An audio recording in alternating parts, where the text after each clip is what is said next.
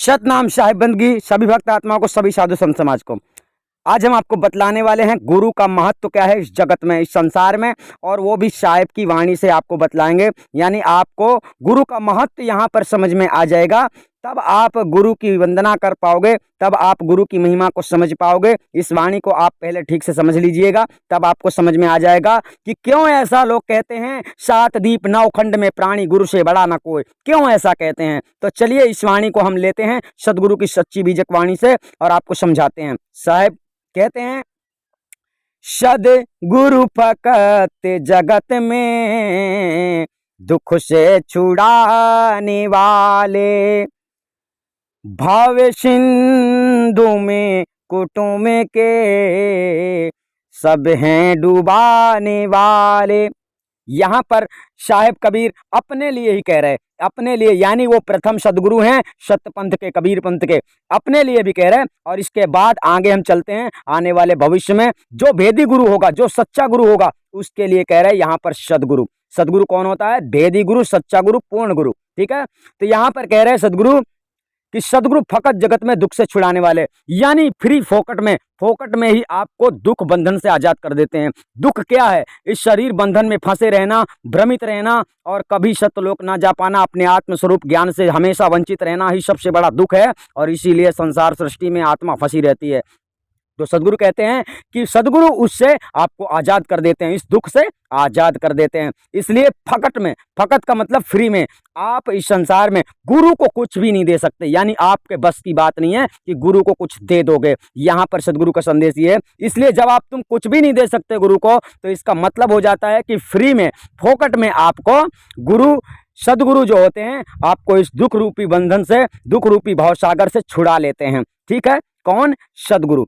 तो सदगुरु फकत जगत में दुख से छुड़ाने वाले, भवसिंधु में कुटुंब के सब हैं डुबाने वाले। अब आगे कह रहे हैं भवसिंधु, यानी समस्त संसार में कुटुंब के जितने परिवार के तुम्हारे लोग हैं, ये सभी जितने लोग हैं, ये सब आपको डुबा देने वाले हैं, यानी 84 में भेज देने वाले हैं। इनके पास और कोई चारा नहीं है।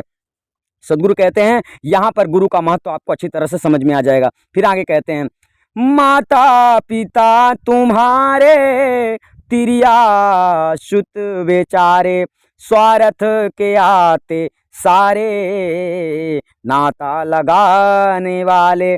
यहाँ पर आप ठीक से समझ सकते हैं कि माता पिता तुम्हारे तिरिया सुत बेचारे, यानी माता पिता पुत्र पुत्री सभी आपसे स्वार्थ के नाता लगाने वाले हैं। यानी आप अगर कमाकर इनको कुछ भी नहीं देते हो तो आपसे इनका प्रेम टूट जाएगा। क्यों? क्योंकि इस कलयुग में लोगों ने धन दौलत को भगवान परमात्मा समझ लिया है, प्रेम टूट गया है, सच्चा प्रेम इस संसार में नहीं रह गया है, यानी संतोषजनक चीजें, वस्तुएं इस संसार में नहीं रह गई हैं। इसलिए कोई पति पत्नी के कारण गलत कर बैठता है, तो कोई आदमी, कोई पुत्र अपने पिता के मोह माया में, यानी पिता के प्रेम में ही पागल हो जाता है, यानी कि माँ के प्रेम में पागल हो जाता है, तो यानी गलत कर बैठता है। ऐसा व्यक्ति जो संसार में अपराध करता है, सत्यता को नहीं जानता है, मोहित हो जाता है। यहाँ पर सब स्वार्थ के हैं, यानी कि तुम उनसे, उनके लिए अच्छा सोचते हो तो तुम्हारे लिए अच्छा सोचेंगे, तुम उनके लिए अच्छा नहीं सोचते तो तुम्हारे लिए बुरा सोचेंगे, तुम उनके किसी काम के नहीं हो तो वो तुम्हारे किसी काम में नहीं आएंगे, ये कोई भी हो। ठीक है ना, यहाँ पर सारे रिश्ते नातों का बात यहाँ पर समझ में आ गई होगी आपको। माता पिता तुम्हारे तिरिया सुत बेचारे, स्वार्थ के आते सारे नाता लगाने वाले। स्वार्थ मतलब, स्वार्थ यही होता है, हमारे पीछे बोलो, हमारे जैसे रहो, हमारे जैसे चलो, हमारे जैसे सोचो, हम जो कहते हैं वो करो, ये स्वार्थ होता है। ठीक है, लेकिन जो सत्य का मार्ग होता है, उसमें जो सत्य कहता है, जो धर्म होता है वही किया जाता है, उतना ही उचित होता है। ना माता पिता उसके खिलाफ जा सकते, ना पिता पुत्र पुत्री पत्नी कोई भी उसके खिलाफ जा सकता। सत्य का संविधान ही सबसे अलग है। तो यहाँ पर अब चलते हैं, साहब कहते हैं, अब तो सगे घनेरे कहता है जिनको मेरे, आखिर में काम तेरे कोई नया आने वाले। जो सगे संबंधी आपको प्रतिदिन मिलते हैं या कि नहीं मिलते हैं, या कि कभी कभी मिलते हैं, तो ऐसे सगी संबंधी जितने हैं, जिनको तुम अपना कहते हो, अपना समझते हो कि ये मेरे हैं, ये मेरा दोस्त है, ये मेरा भाई है, ये मेरा मौसी का लड़का है, ये मेरा चाचा है, ये मेरा चाची है, इस प्रकार से जितने सगे संबंधी आपको मिलते हैं, ये सब आखिरी समय में आपके काम में नहीं आने वाले हैं। यहाँ पर सदगुरु समझा रहे हैं कि आखिर में ये तेरे काम में नहीं आने वाले हैं। किसको समझा रहे हैं? भक्त समाज को, आप लोगों को समझा रहे हैं। फिर साहब कहते हैं, यम के पड़ेगा पाले, मुर्शुक पकड़ के ताने, कोई ना उस ठिकाने होंगे बचाने वाले। यमराज के पाले जिस दिन पड़ जाओगे, कहने का तात्पर्य जिस दिन आपकी मृत्यु की घड़ी करीब आ जाएगी और यमराज आपके सामने आ जाएगा, जब वो आपके प्राणों को इस शरीर से जुदा करेगा, आपके शरीर से जुदा करेगा, उस वक्त तुम्हें छुड़ाने वाला, उस काल निरंजन से छुड़ाने वाला आपके सामने कोई भी नहीं होगा। चाहे कितना भी अच्छा तुमने किसी के भी साथ किया हो, उस समय तुम्हें बचाने वाला कोई भी नहीं होगा। आपके सगे संबंधी, कुटुंब परिवार के कोई भी लोग आपको नहीं बचा सकते। यहाँ पर अब आगे साहब कहते हैं, अब समझाते हैं कि पाके मनुष्य तन को कर ले पवित्र मन को, फूले न देख धन को दौलत कमाने वाले। पाके मनुष्य तन को, सदगुरु कह रहे पाया है अगर इस मनुष्य तन को तो निर्मल तो कर ले मन को। यानी मन को निर्मल करने का मतलब है सत्य में उतर आओ और अपने अंदर प्रेम सागर को भर लो, परमात्मा से प्रीत जगा लो। परमात्मा से प्रीत जब तक नहीं होगी, जब तक माया मोह में उलझे रहोगे, तब तक मन पवित्र नहीं हो सकता है, क्योंकि माया पवित्र नहीं है, माया अपवित्र है। पवित्र पार ब्रह्म परमात्मा है। तो अपने मन को जब उसकी तरह आप पवित्र कर देते हो, तो सदगुरु यही समझा रहे हैं यहाँ पर, पाके मनुष्य तन को निर्मल तो कर ले मन को। ठीक है, पाके मनुष्य तन को कर ले पवित्र मन को। ठीक है, फूले न देख धन को दौलत कमाने वाले। यानी धन दौलत कमाने वाले जितने लोग हो समस्त संसार में, सदगुरु कबीर साहब यहाँ पर समझा रहे हैं कि धन दौलत में मत फूलो कि मैं इतना बड़ा आदमी हूँ। यानी आप सच्चे गुरु का खोज करो। इस संसार में अगर सतगुरु आपको मिल जाता है तो आपका बेड़ा पार कर देता है। एक इंसान, वो जो भेदी गुरु होता है, जो सच्चा गुरु होता है, आपको उसके शरण में झुकना है। दूसरा, इस संसार में आपको किसी के शरण में नहीं झुकना है। आप अगर उस सदगुरु से, ऐसे सच्चे गुरु के शरण में नहीं जाते हो, अपने धन के घमंड में आप चूर हो और उल्टी सीधी शिक्षा दुनिया को देते हो, तर्क वितर्क करते फिरते हो, सच्चाई को नहीं जानते हो, असत्य में ही आप निर्लिप्त हो चुके हो, तो कहने का तात्पर्य है कि आप लोगों को साहिब का संदेश है कि फूलो ना घमंड में, चूर मत हो जाओ। धन दौलत जो कमा रहे हो, बहुत धन हो गया है, तो यानी तुम्हें सच्चाई नहीं दिख रही है, सत्य नहीं दिख रहा, सत्य असत्य का आप निबेरा नहीं कर पा रहे, अपने घमंड में ही चूर हो, दौलत के घमंड में, तो आखिर में इसका नतीजा गलत हो जाएगा। सदगुरु कहते हैं फूले ना देख धन को दौलत कमाने वाले, ये धन विनाश हो जाएगा और तुम्हारा भी धन के साथ विनाश हो जाएगा। तो धन को एक तरफ रखो और तुम एक तरफ हो जाओ। यानी परमात्मा की भक्ति में एक तरफा प्रेम होना चाहिए। आप सोचते हो मेरा धन भी ना लूटे, मेरा परमात्मा धन भी ना लूटे, ऐसा हो नहीं सकता है। यह सकल जगत से मोह को तोड़ना, सकल जगत से नाता को तोड़ना, परमात्मा से नाता जोड़ना माना जाता है। तो यहाँ पर आगे चलते हैं। सदगुरु की वाणी कहती है, सुन ले ये बात नी की साहिब कबीर जी की, भक्ति से उस धनी की मुख को छुपाने वाले। अब साहिब कह रहे हैं कि सुन ले ये बात नी की, ठीक है ना। अब ये साहिब कबीर जी की यहाँ पर, यानी ये अपने बारे में ही कह रहे हैं कि मैं कह रहा हूँ, इस बात को अच्छी तरह से सुन लो।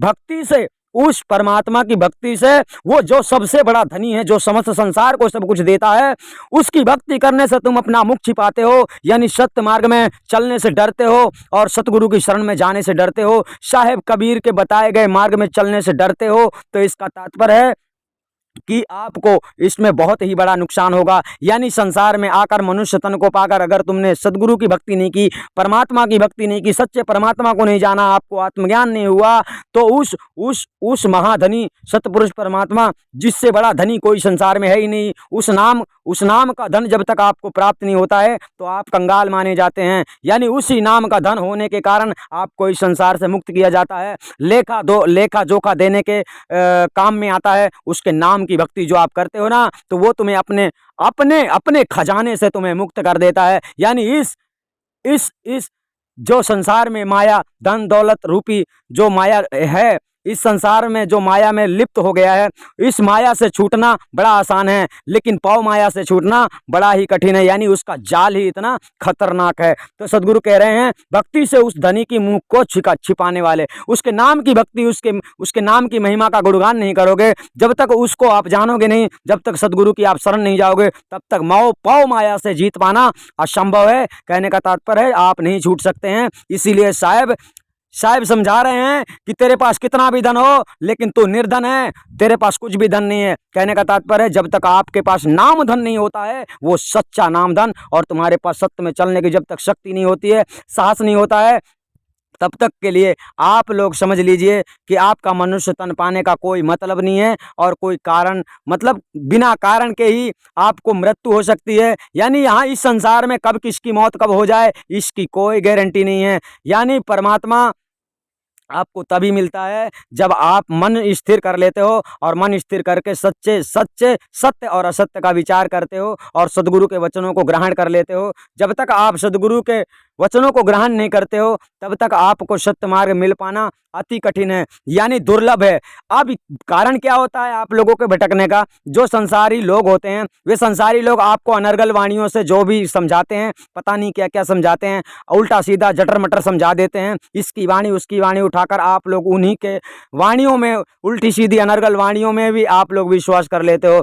आप लोग ये सोचते हो हमारा घाटा नहीं हो, कहने का तात्पर्य आप ये सोचते हो हमको मेहनत ना करना पड़े और फल बहुत मिले। तो ऐसा कभी नहीं होता है। मेहनत का फल ही मीठा होता है, परिश्रम का फल ही मीठा होता है। सद्गुरु का हर कार्य सहज है, परंतु उसके लिए है जो सत्य को पकड़ लेता है। जिससे असत्य नहीं पकड़ रहा, जो जिससे असत्य छूट नहीं रहा है, उसके लिए तो दुर्लभ है। दुर्लभ ही क्या बल्कि नामुमकिन भी है, क्योंकि ये सद्गुरु के वचन हैं। मुख कछु और हृदय कछुआना, सो निश्चय मोहि नहीं जाना। तो सद्गुरु अपने वचन में कह रहे हैं कि जो मुख में कुछ और बोलता है और हृदय में कुछ और रखता है वो कभी मेरे दर्शन नहीं प्राप्त कर सकता, अर्थात मेरी गति को नहीं समझ सकता। और जब तक आप परमात्मा की गति को समझ नहीं सकते तब तक आपकी सुरती शब्द में रमण हो नहीं सकती है। ठीक है, साहब ने इसीलिए कहा है कि सार शब्द में जो रमे सो है लाखों में एक, यानी करोड़ों खरबों अरबों में विरले ही सार शब्द में रमण होते हैं। सार शब्द का मतलब होता है सत्य मार्ग, सत्य शब्द में रमण होना, सत्य संविधान में चल पड़ना, सदैव सत्य को धारण कर लेना और असत्य को त्याग देना ही सत्य में रमण होने का सही गुप्त रहस्य है। यानी जो आपको पता ही नहीं होगा कि सत्य क्या है और असत्य क्या है। यानी इस दुनिया में सत्य क्या है, सत्य कर्म किसे कहते हैं, असत्य कर्म किसे कहते हैं, ये भी आपको पता नहीं होगा। सत्य कर्म केवल सद्गुरु का संविधान बतलाता है। इस संसार सृष्टि में कोई भी संत ऐसा नहीं है जो सत्य संविधान को दर्शा दे। यानी दर्शाने वाला जो है वो पार ब्रह्म परमात्मा सद्गुरु कबीर ही है। यानी कि उनके बताए हुए मार्ग पे आप चल पड़ोगे तो सत्य मार्ग आपको मिल गया, और सत्य मार्ग पे आप चल पड़ोगे तो सतपुरुष परमात्मा भी आपको मिल गया। और लेकिन अगर तुम ऐसा सोचते हो सार शब्द मिल जाए हम करेंगे मनमानी, जो जी में आएगा वही करेंगे, तो ऐसे तुम्हारे बस की बात नहीं है कि तुम जहां चाहो चले जाओगे। स्वर्ग पतार दौड़ मन केरा, मन अस्थिर मन है अनेरा। यानी मन की दौड़ स्वर्ग और पाताल तक ही है, इसके आगे नहीं। सत्य लोक तक पहुंचाने वाला आपका सद्गुरु सच्चा साथी होता है। आप समझ गए होंगे।